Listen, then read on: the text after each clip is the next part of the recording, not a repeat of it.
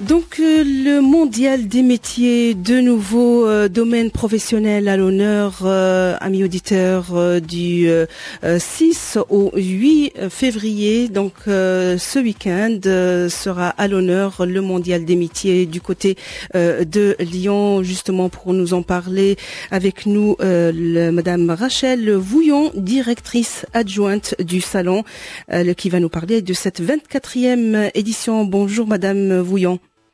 Bonjour. Merci d'avoir accepté de nous parler de cet événement qui dure depuis 24 ans, j'ai envie de dire. Tout à fait, oui. Merci à vous de nous donner la parole. C'est normal. Donc, juste pour nous parler, ou déjà pour commencer, nous présenter ce salon qui a été lancé depuis 24 ans. Hein. Donc, nous parler de la première fois à l'initiative de qui et quels sont les objectifs de ce salon. Oui. Alors, le Mondial des métiers existe effectivement depuis 1997. Il est né de la volonté de l'État et de la région d'offrir aux Rhône-Alpins à l'époque un salon sur les métiers pour s'informer sur les métiers, les formations qui permettent d'y accéder et puis aussi donner des informations sur l'emploi. Et il est né en fait de l'organisation en 1995 à Lyon du concours Olympiade des métiers qui avait très très bien fonctionné et qui a donc donné ensuite envie aux institutions de poursuivre l'aventure avec un événement dédié au métier, mais sans l'aspect concours. Et quels sont les domaines ou les secteurs d'activité que vous avez choisi d'intégrer depuis le départ ? Alors, ce sont en fait les secteurs qui sont les plus importants dans notre région et qui recrutent chaque année beaucoup. On peut citer le BTP, la métallurgie, l'hôtellerie-restauration, les métiers du commerce, les métiers du sanitaire et du social font partie quasiment depuis les débuts de l'aventure. On peut aussi bien sûr évoquer les métiers des services de l'automobile, les métiers de l'agriculture ou encore la chimie, bien sûr, qui a une très grande place en Auvergne-Rhône-Alpes. Et puis chaque année se greffe à ces exposants de nouveaux domaines qu'on est ravis d'accueillir.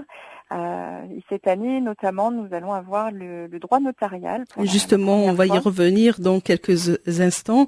Il y a plein de nouveautés cette année par rapport à la dernière édition. Justement, on va y revenir. Pour commencer, est-ce que vous pouvez nous parler un petit peu des stands, des nouveaux stands de cette année, aussi les exposants? Oui, bien sûr. Alors, à peu près, quelques chiffres à peu près. Ah oui, alors cette année, on accueille 107 stands. Ça représente plus de 400 structures qui sont exposantes, qui présentent plus de 700 métiers dans 68 domaines professionnels ou thématiques. C'est énorme. Voilà les chiffres de cette année. Oui. Donc le 24e mondial des métiers ouvrira ses portes ce vendredi 6 février et cela va durer jusqu'au 9, donc le dimanche. Donc tout le monde est invité à aller du côté de Eurexpo, Lyon Eurexpo. Totalement, oui. Effectivement, du jeudi 6 au 9 février, il est ouvert à tous. Donc c'est une véritable vitrine, j'ai envie de dire, des métiers par la pédagogie, de l'apprentissage et de l'alternance. Cette édition 2020, Madame Vouillon, a été renforcée, comme vous l'avez indiqué à juste titre, dans il y a quelques instants, avec de nouveaux domaines professionnels. Justement, parlez-nous-en un petit peu de ces nouveaux domaines. Alors les visiteurs cette année vont pouvoir rencontrer des professionnels donc des métiers du notariat, donc le droit notarial. Ils auront également l'occasion d'échanger avec des professionnels des métiers de l'énergie, notamment l'énergie éolienne et le gaz avec GRDF. Nous avons le plaisir aussi d'accueillir cette année les métiers du lait, qui vont présenter vraiment toute la filière de l'élevage de vaches laitières jusqu'à la production de fromage et la commercialisation donc de fromage. Nous avons une école des métiers de la musique qui sera présente, le métier d'ambulancier qui sera présenté à part entière sur un stand, et puis un nouvel exposant également, c'est le métier d'orthésiste. qui sera présenté par l'école ESOP, qui va donc être là au cours des 4 jours du Mondial des métiers. En tout cas, c'est un salon extrêmement riche, extrêmement important, d'où la présence de plusieurs stands aussi de nos amis européens et puis qui viennent de l'étranger. Est-ce que vous pouvez nous dire un petit peu par rapport à cette participation des pays étrangers? Oui. Alors effectivement, on accueille à nouveau cette année la région Bade-Württemberg, qui est une région d'Allemagne partenaire de la région Auvergne-Rhône-Alpes, qui va venir présenter le métier de menuisier, plus précisément, et bien sûr informer sur les possibilités de formation et aussi d'emploi en Allemagne. Nous avons aussi la région de Malopolska, qui est une région de Pologne, également partenaire de la région Auvergne-Rhône-Alpes, qui va, elle, présenter le métier de barista, le sommelier du café. Et on retrouvera également cette année de nombreuses écoles ou structures du Québec qui arrivent à nouveau en force cette année avec déjà, ils ont été très présents l'année dernière. Oui. Puisque j'y étais, j'ai fait un peu le tour des stands. Ils ont été vraiment très présents, les Canadiens. Ils renouvellent, oui, effectivement. Effectivement, ça fonctionne. Ces établissements ont un beau succès et donc on a sans doute quelques Auvergnats rhône-alpins qui sont maintenant québécois. Et l'Afrique, l'année dernière, elle a été fortement présente aussi l'année dernière par rapport à cette année.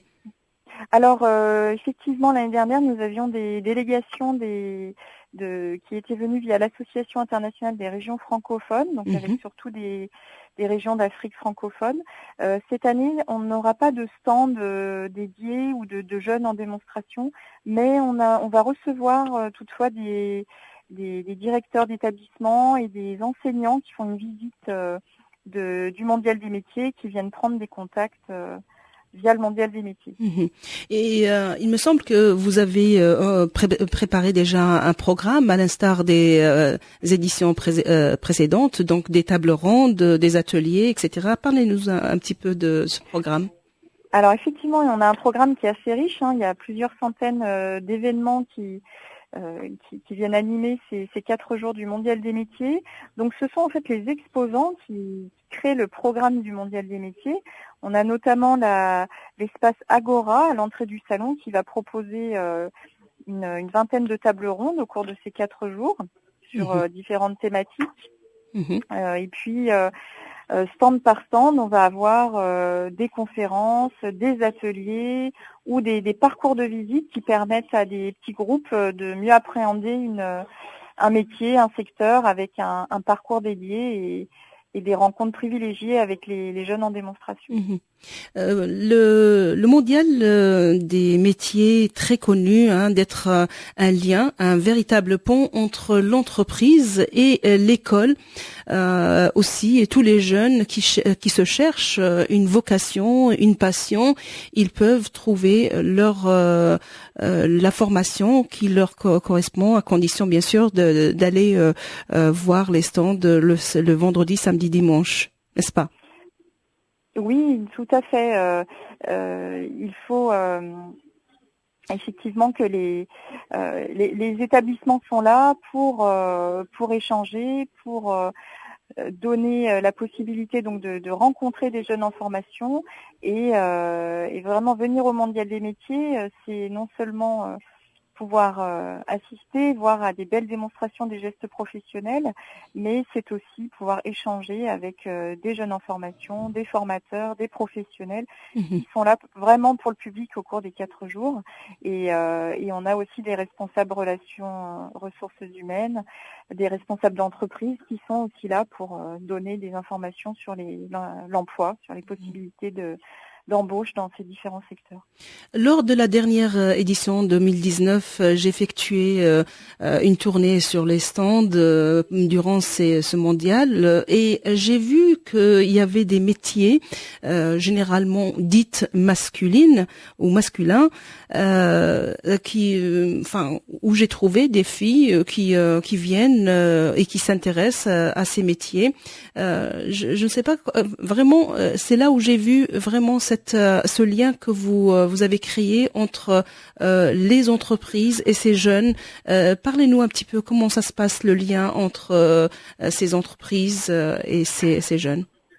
Alors, c'est vrai que le lien finalement entreprise et établissement de formation, il se noue tout au long de l'année pour la préparation des stands, puisque les stands sont pilotés, sont loués et on va dire imaginés à la base par des fédérations professionnelles qui donc sont des représentations d'entreprises, pilote ces stands avec l'aide des établissements de formation, donc qui concoctent ces espaces dès le début de l'année, voire même avant les vacances, pour proposer des démonstrations, des animations cohérentes et qui impliquent véritablement les établissements, les jeunes, vraiment dans la préparation du salon.